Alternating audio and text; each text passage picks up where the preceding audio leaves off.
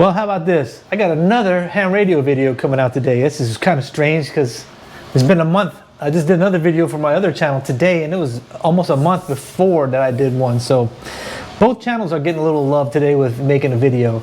So this morning I was watching the Temporary Offline channel, and they do a live stream on Sundays, and I can't remember the other guys that are on there, but I'll link it up here in one of the cards. They were talking a lot about coax on that live stream, and it got me to thinking. I mean, they were talking different aspects of coax, you know, different types for different situations and things like that.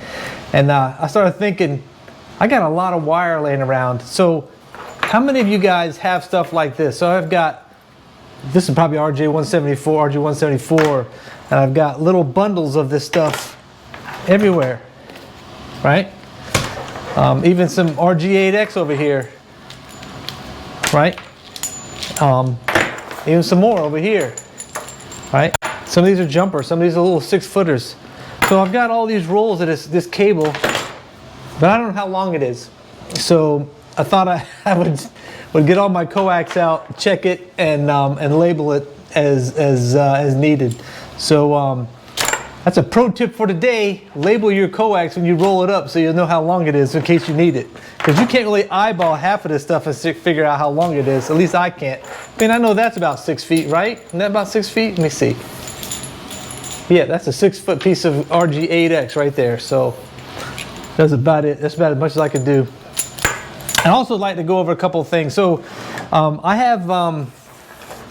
here's an antenna that I don't even know how. I had to stretch this out today to measure how long it was. I need to write it down. This is 41 feet, just a random wire, 41 feet long, with a little piece of plastic with a hole in it to stick on my soda beam's mast or fishing pole. That's all that is. And I got a 9-to-1 unun or something that I connect that to.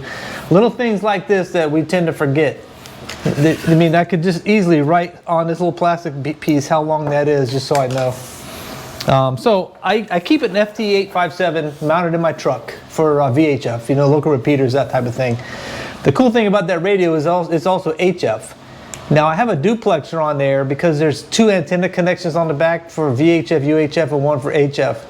With this duplexer, you thread the duplexer onto both of those connections, and you get 1 output. So I also have the ATAS 120, which is a screwdriver type antenna, but I haven't been impressed with it yet, and I'm sure it's me. It wants a compromised antenna anyway, but I just haven't had a lot of luck with it tuning because I don't have all the bonding done on my truck like a lot of people do, and the mounting point is just one of those brackets that mounts under the hood and it sticks out over the fender.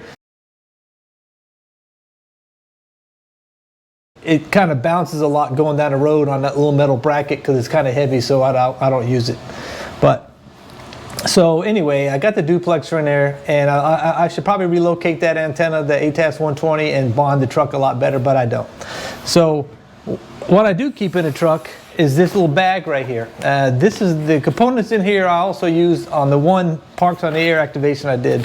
So I don't remember everything that's in here. I thought we'd go through it together to see what all I carry.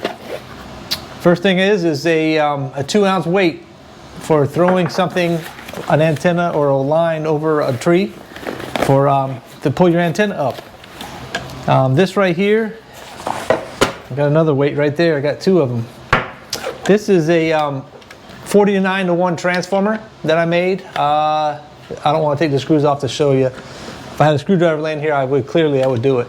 But it's a 49-to-1 transformer, and I'll put a picture of what it looks like here, where the model that I used to make this.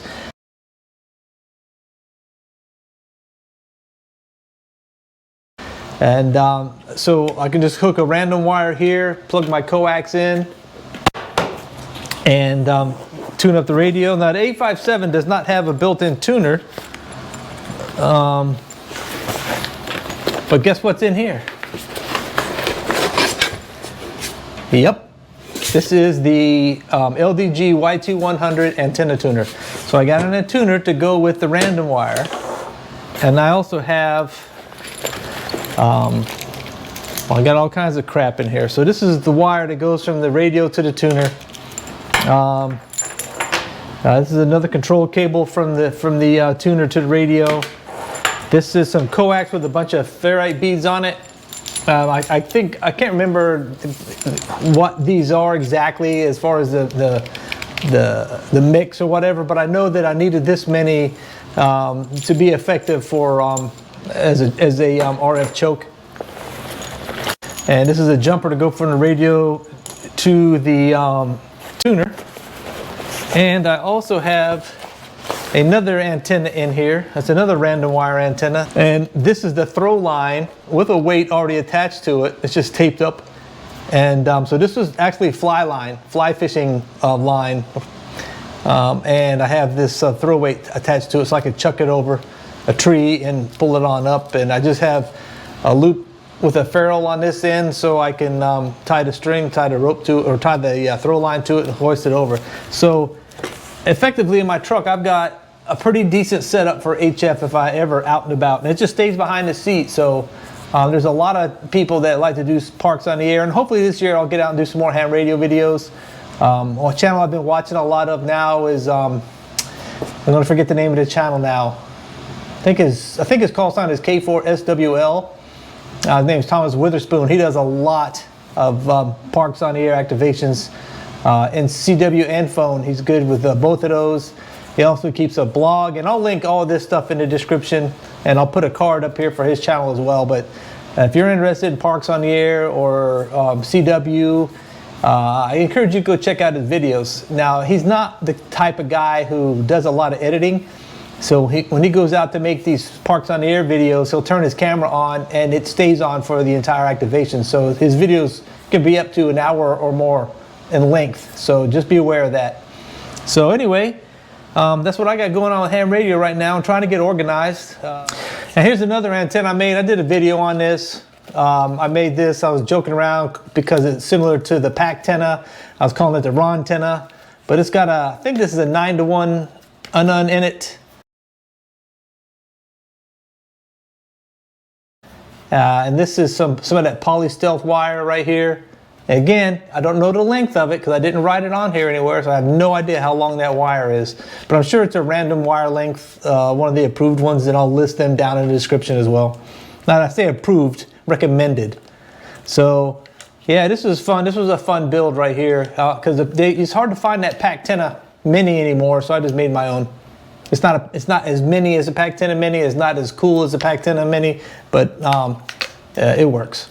So anyway, that's what I got going on right now with ham radio. I've had my desire to go out and play with the radio stuff has been peaked again. So hopefully this year I'll be doing some parks on the air. Maybe if I can hone up my CW skills, maybe I'll do some CW parks on the air. And I plan on taking some of the smaller stuff that I showed in my previous video out on a motorcycle. So we got that going for us. So anyway, hope everybody's safe, stay warm.